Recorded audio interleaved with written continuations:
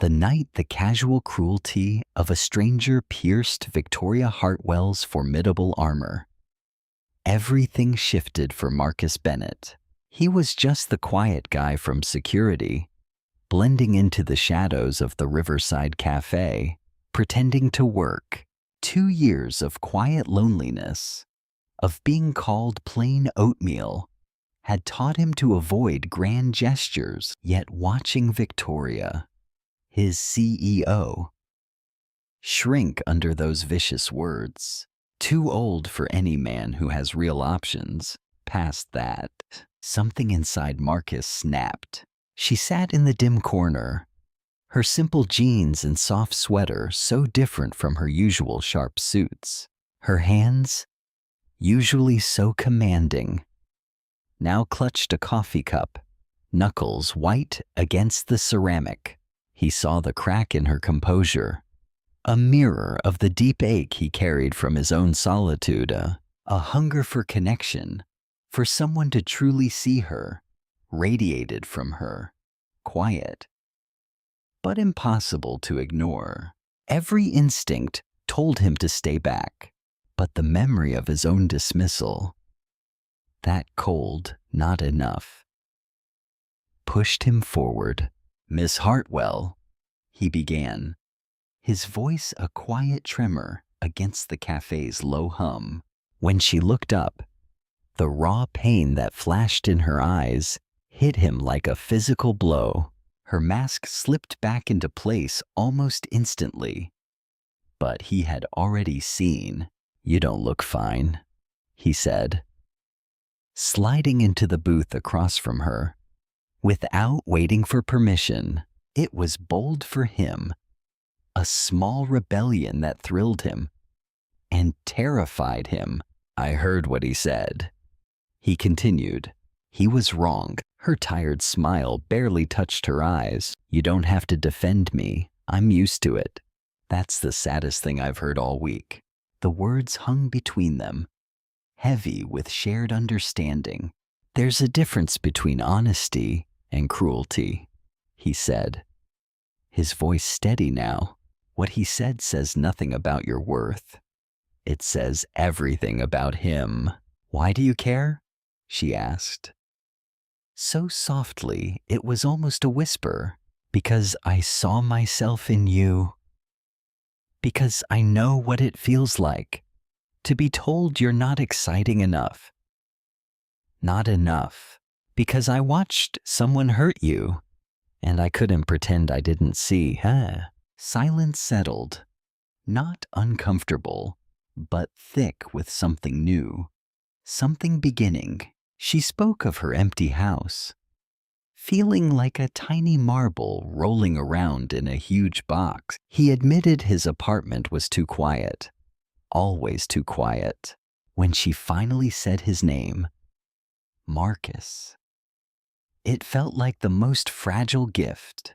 Later, outside in the sharp Chicago night air, when he called her Victoria for the first time, it carried the weight of a promise. 3 days later, the company's servers crashed. Marcus arrived before dawn, only to find Victoria already there, standing like a silent guard outside the freezing server room. Her navy suit, still the one from yesterday, told him she hadn't slept. "Marcus is here," she said into the phone, then turned to him. "I trust you." Those 3 words sank deep, warm against the cold, sterile air. The hours blurred. Code, alerts, machines screaming. Outside the room, he overheard board members. "Lost your edge. Younger energy." The cafe's cruelty, dressed up in business language, echoed again. "Too old. Not enough."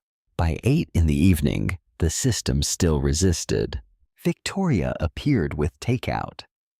Exhaustion carved into her face. "They're discussing leadership changes," she said, voice so low he almost missed it. "Because of this crash? Because of everything?" She sat beside him, close enough that he could feel her warmth in the freezing room. Her hand rested near his, not touching, but the nearness felt deliberate, electric.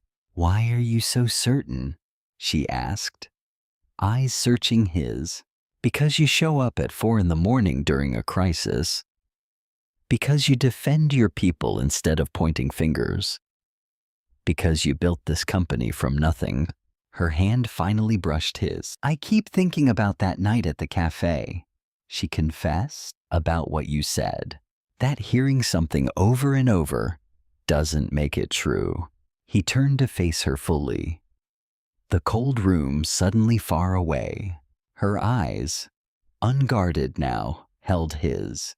"Marcus," she whispered, "fragile as thin glass. Do you think I'm too old for love?" "No," he said, voice firm and sure.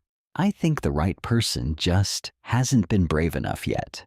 Her breath caught, a long pause, heavy with longing. Then she leaned in, a sudden desperate kiss that stole the air from his lungs. "That was reckless," she murmured. Cheeks flushed, probably. "But I don't regret it. Neither do I." The system finally stabilized at 12:30 in the morning. He found her by her office window, city lights glittering behind her. She walked to him, arms wrapping around his waist. "You saved us," she whispered, relief trembling in her voice. "This can't happen again," she said, pulling back slightly, hands still on him. The word hung, loaded with desire and danger. "I'm your CEO. If anyone finds out, they will talk," he finished. "They always do. And if the board already thinks I've lost my edge, then we give them no reason to question your leadership. We keep it professional here." He stepped closer, the space between them almost painful. "And outside of work, his voice dropped to a quiet vow, "we figure out what this is." Her eyes caught the city's glow, bright with something like hope. "And you're younger than me," she said, almost testing him. "I know. Does that bother you?" "No." "It should," she whispered. "It doesn't. What if this destroys my career?" He took her hands, steady, grounding. "What if it saves your heart?" Hope, fragile but stubborn, flickered in her gaze. "Dinner tomorrow?" she asked. "As Marcus and Victoria?" He answered, her smile, sudden and radiant, chased away the last shadows of exhaustion. For 2 weeks they lived in 2 worlds, at Hartwell Systems. Careful distance, stolen glances, secret smiles. Outside, quiet restaurants, walks along the river. They became simply themselves. She spoke of ambition, loneliness, years slipping away. He spoke of being labeled boring, of fearing he would always be forgettable. "Steady is rare," she told him, fingers tightening around his. "Don't let anyone make you ashamed of that." The board meeting drew closer, a dark cloud over their fragile beginning. "They want me out," she said one night, voice tight. "They hinted about rumors. I will not let them turn you into a regret," she promised. "Please fear." They worked through the night, refusing to let the world erase her. At 3 in the morning, head in her hands, she whispered, "I'm so tired of proving myself." He rolled his chair closer, their clothes brushing. "You don't have to prove yourself to me." "That's the problem," she said, looking at him. Open, raw. "You see me clearly. They see my age." He reached for her hand, warmth against her cold fingers. "I see strength. I see loyalty. I see the woman who stood outside a freezing server room at 4 a.m. Because she believed in her team, tears shimmered in her eyes. You make it sound simple. Maybe it is, he said softly.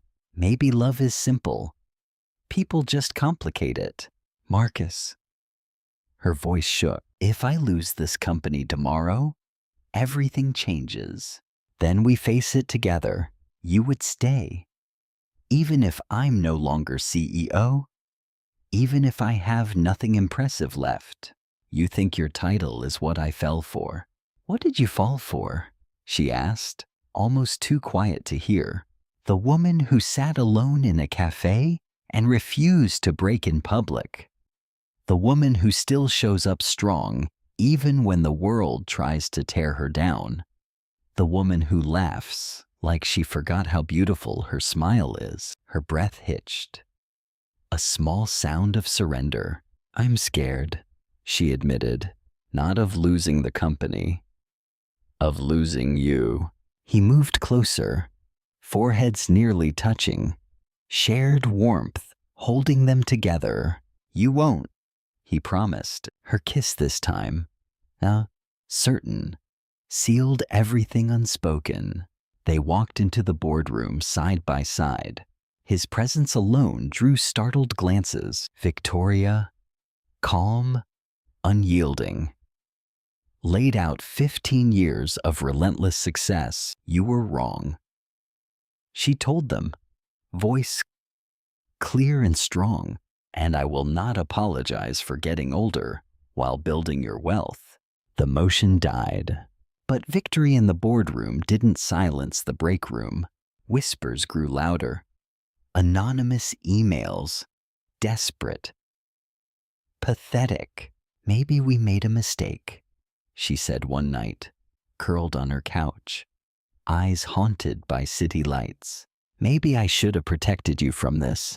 You didn't do anything wrong, he said, pulling her close. I'm your CEO. People think you're only with me for power, or that I'm clinging to you because I'm terrified of being alone. Let them think what they want. His voice was low, certain. They don't live our life. You're younger, she said, fingers tracing his jaw.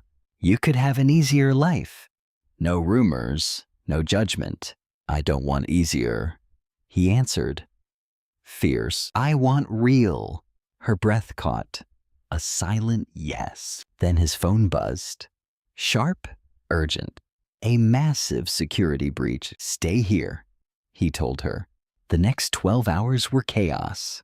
Code, panic, focus. He stopped it, traced it, ended it. The board's tone flipped. Praise for him, for his team. Victoria stood tall, publicly thanking his department. A quiet recognition of everything they had endured together. The whispers slowly faded. He earned a promotion, a new reporting line, carefully untangling any conflict. Some glances still carried judgment, but they had already crossed the line they were never supposed to cross. 8 months after that night in the cafe, Victoria stood in her bedroom doorway, 2 coffee mugs in her hands. You spend more time here than at your apartment, she said, voice soft, hopeful. Move in with me, yes? He answered, before she could doubt herself. Their lives wove together, his books on her shelves, his shoes beside hers, coffee mugs that now belonged to both of them. A year after the cafe, he held a ring.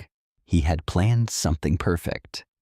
But life doesn't wait for perfect. One ordinary Thursday night, her in sweatpants, half asleep, she looked at him and said, I want to marry you. That was supposed to be my line. He laughed. He dropped to one knee, ring in his hand. Victoria Hartwell, you are the strongest, most beautiful woman I know.